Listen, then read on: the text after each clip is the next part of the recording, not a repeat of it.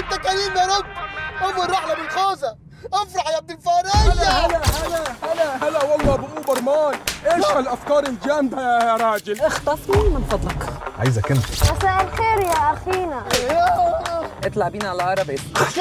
يلعن ابو خمسك، مين تكون انت يا ولد؟ انا اوبرمان، انت مين؟ انا اوبرمان، انت مين؟ اهلا اوبرمان، اهلا، معك باتمان، معك باتمان. هو يا ابلكيشن ده مش هيجيب لي حد طبيعي ابدا. طول ما انت لابس اللي انت لابسه ده محدش هيطلبك اصلا. ما انا عندي قوه خارقه جديده.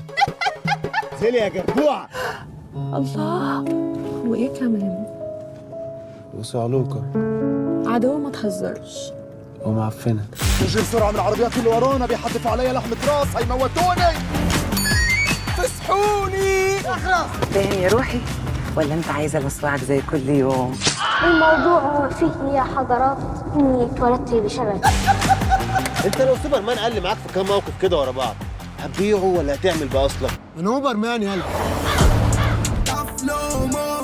ماشي على الميت بطنجل اهو.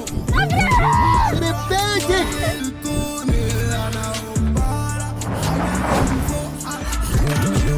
تصبح على خير يا اوبرمان. رد على عرض ديسك ان انا ابيع لهم الحكايه ب 10 مليون دولار.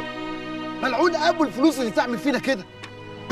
طول عمرنا ناير ونقير بس عمرنا ما بصينا للحاجه اللي في ايد بعض، عمرنا ما صدقنا احلام بعض.